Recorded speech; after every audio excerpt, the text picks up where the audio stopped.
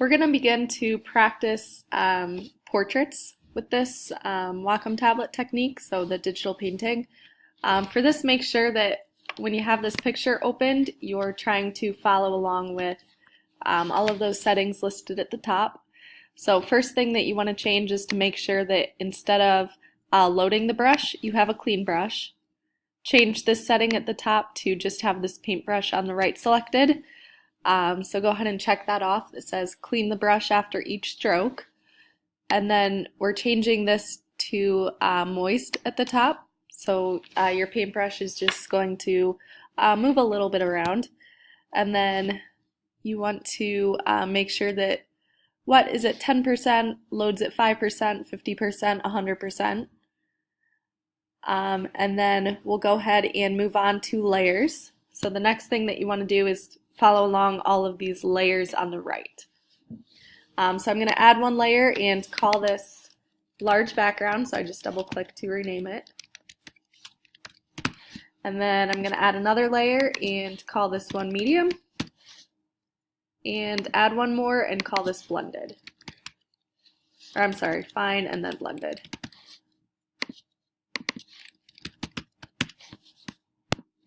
Now all of these layers are each going to serve a different purpose. The background here, so large background, this is going to be an area where you're just kind of smudging the colors, so you can't necessarily tell what it's a painting of yet, but you're just getting kind of that base layer in the background and some of the value areas blacked out.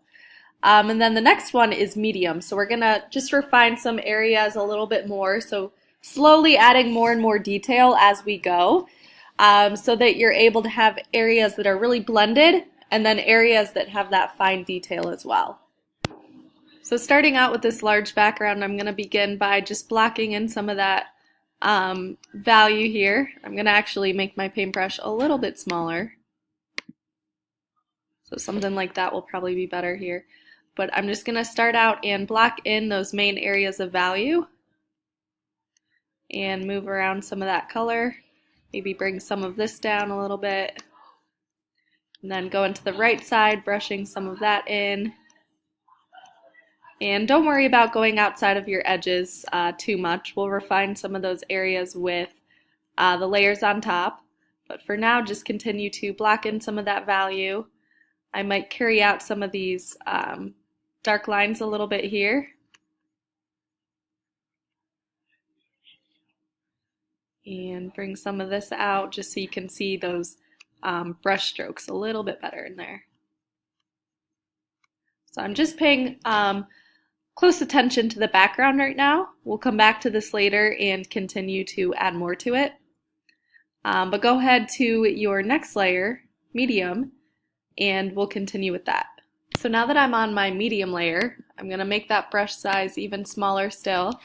And for this layer, you're still not worried too much about fine detail, but I'm going to start working on the face a little bit. And with this layer, you're going to want to do lots of just really small back and forth with your brush. The important thing here is that you're blocking in that color, you're getting rid of the picture, so this is going to not have that picture show up, so you have just a solid background of this painting effect. And then the other important thing is to follow the contour of the face. So I'm going left and right here instead of just straight up and down or at a weird angle. I'm trying to follow the curve of the face, so the natural form, and that's going to be important as you're working to really follow the curve of the face. So you can see how there's some lines that come up here out of the eyebrows and around the eyebrow down to the side of the face. So just lots of little back and forth movement. So the hair that comes down. The one thing I do want to show as well is the eyes here. So it doesn't have to be super detailed yet. We're going to worry about our detail on the detail layer. But I'm going to zoom in on the eyes. And when you get here, again, same thing, just really quickly back and forth. But make sure you're not blending over and getting rid of some of these lines. So you still want to be able to see that line. So right now I just got rid of it. But what I'm going to do is just go back and forth over that dark value where it's at so that that stays there. So I'm just kind of smudging it right now so we don't have that picture in the background. So going over the eyebrow and bringing that down. So we're not too focused on detail, but just keeping the values or the colors where they're at right now. And then we're going to move on to the next layer, which is going to be the fine detail. So I'm not going to do too much here, but at this point you can go ahead and start adding this next layer on, and then come back to the video to watch the fine layer. So now for the fine layer, what we're going to do is hide the background layer, so the large background that you just drew, and the medium layer that you just did as well, and click on your fine layer. So you should just see your picture in the background. And for the fine layer, we're going to get an even smaller brush now, so I'm going to take that size down even more. And this fine layer is where you're going to keep the detail. So we want to bring back some specific areas of value that might have gotten lost before. So we might have lost some of this really dark value around the outside of the face, so I'm going to go over that. But with this layer, you don't have to go over everything, just areas of detail. So that would be some of the main facial features. So I'm going to make some of the hair on the eyebrow here kind of choppy so that that will stand out as some small details on top of our background layer. So when I bring the medium and the large background back, you can see that fine detail come into play here. So when I hide the fine detail, it really makes a huge difference. So I'm going to keep those hidden for now though, and you can keep bringing them back just to check maybe areas that you missed and areas that you still need to go back in detail. But I'm going over the beard here just with some choppy lines. So again, if I bring those back, you can see with and then without. So that really is making a huge difference with the detail. So keep going around your picture and adding those small areas of detail as you go. So I'm going to come back to the eye and add some more detail here, over to the nose, maybe some detail on the shadow. Maybe that shadow got blended into too much before. Can maybe bring some of that out. So I'm just really going over a lot of areas where that detail can come back. So here's what I have so far.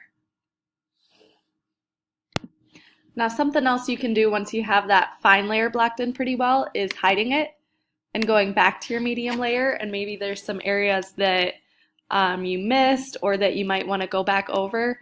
And I would pay close attention to some detail here even though it's your medium layer, but just kind of back in the ear looking for detail and finding some other areas to block that in again if you need to. So the last step in your layers panel here is the top layer that's blended, and this is going to be just to kind of blend some areas on the top of your photo to give it a little bit more of that painterly quality. So to do that, you're going to just find some areas of your image that you can maybe blend a little bit more into the background and blend some of those areas out a little bit.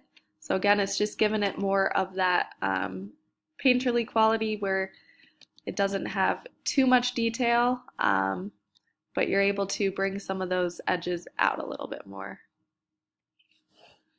And you might want to use a little bit more of a detailed brush to help with some of those areas. So I'm going to grab a smaller brush here, and you can also try out different brushes as well and see what those do. See what those do for your image. But just keep playing around with some of those settings, some of the brushes, and working on some different effects for your photo.